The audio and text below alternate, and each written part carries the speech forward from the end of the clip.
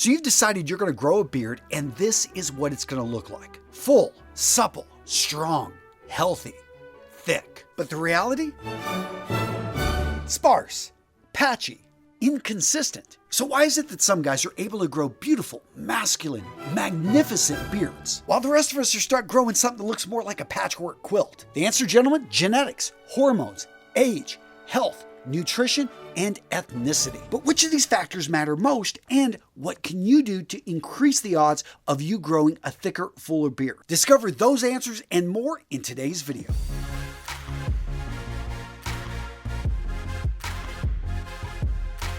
Now, today's video, gents, is brought to you by my friends over at Brio. If you've got a beard, if you are growing a beard, you need to check out their Beardscape V2. Now, the Beardscape V2 is their new and improved full body trimmer. And gents, as a guy that's tried a lot of body trimmers, I can tell you this is the best one on the market. First up, you've got 24 adjustment lengths from 1 millimeter to up to 20 millimeters. This gives you full control when you're trimming the beard or any other part of the body. In addition, the Beardscape V2 comes with a 2-year warranty. Now look at their competitors out there. None of them even touch this 2-year warranty. And that's because the Beardscape is made with quality parts and it's backed by a company that believes in what they've built. And once you get your hands on a Beardscape, you're going to see the quality difference from the way that they've actually made the handle, so it's got a no slip, it's just got a really nice grip to it, to the incredibly strong yet long-lasting motor that you're going to get 240 minutes on each charge. And let's talk about their interchangeable blades. Gents, you can go with the standard blade, body blade, and zero blade. If you want their zero blade, this stainless steel blade is perfect for super close cuts,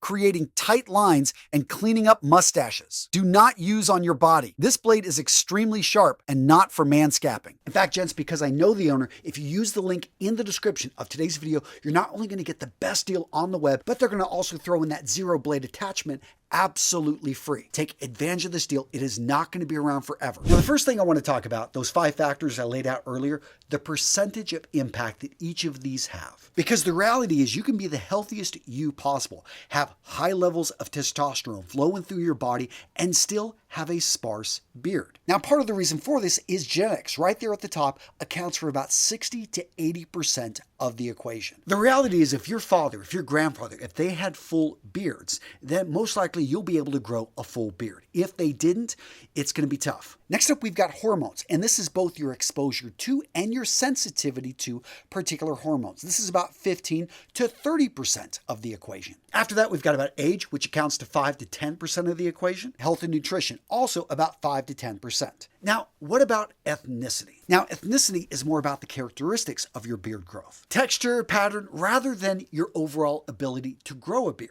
And to be honest, it's intertwined with your genetics, which takes us right back to the first point. So beard growth, and I know a lot of you guys don't want to hear this, is really dependent on genetics. Even on the low end, where only 60% of the equation applies to your genetics, still, that is going to be the largest factor. So the reality for a lot of men, especially if on both their mother and father's side, men have had trouble growing beards, you are going to have trouble growing a beard. And of course, if all your ancestors had thick, full beards, you're watching this video just laughing at the rest of us, right? But seriously, how did genetics play into this? And why is it that two men that are very similar in their look and even their ethnicity and their background, why is it some of them can grow really full, thick beards while other ones can't seem to do it? Well, that takes us to the second part of the equation, which is hormone. Now, a lot of guys watching this video somehow think that if they can't grow a thick, full beard, they must be low in testosterone. That is not the case. No, a guy with a full-on beard or a guy with a patchwork beard, both of these guys can have the exact same testosterone level numbers. But what we're seeing here connected back to genetics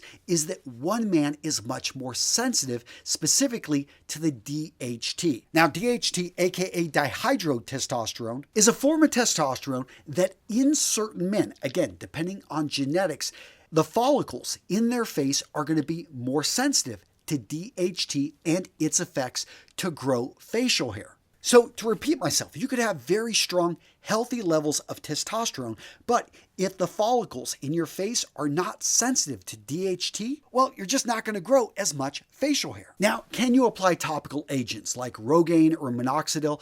Will those actually encourage growth? We're going to get to that in a few minutes, I promise. But next up, let's talk about age. I see a lot of guys in their early 20s saying, you know what, I can't grow a beard. It's just not coming in. Well, if that's you, I've got good news for you, especially if you've seen seen men in your family who have grown full beards, but you just don't seem to be able to grow it in your early 20s, you could actually be a late bloomer. There are many men who it's not till their mid to late 30s that they're able to grow full beards. I know personally, I was hoping that this was me. Now, as a guy in his later 40s, I've realized, yeah, I'm just never going to be able to grow a full beard. My follicles just are not that sensitive to DHT. So again, if you're 28 worried that your beard just isn't coming in fully, hey, you have a decade that it could still pop up. Or if you're 18, you have a lot of time, don't worry about it. Now, what about health and nutrition? This is a small percentage, but believe it or not, there are still some men out there not getting all the nutrients they need. And here's the thing, it's very deceptive. You think, oh, I'm eating spinach, therefore it's got iron in it. But guess what? If that spinach wasn't grown in soil with the right nutrients, it doesn't have enough iron in it. So I do recommend, if you want to grow a beard and if you're at all suspect about your diet, make sure that you're taking supplements. A quick rundown of the ones you want to be looking for: vitamin A, vitamin C, vitamin D, vitamin E, iron, and zinc. In addition, make sure you're looking for biotin. This is a vitamin B that's often recommended for hair growth of all types because it helps with the production of keratin, which, if you didn't know, is the protein that makes up your hair. Now, what about omega-3 fatty acids found in most fish oils? I haven't actually seen the hard evidence for this one,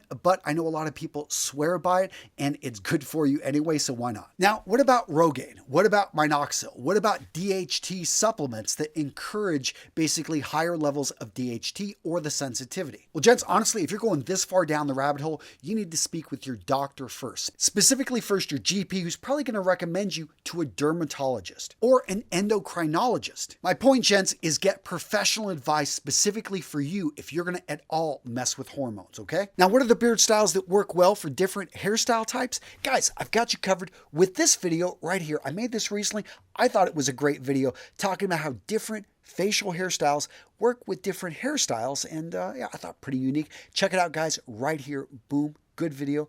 I know that you will love it. Oh yeah.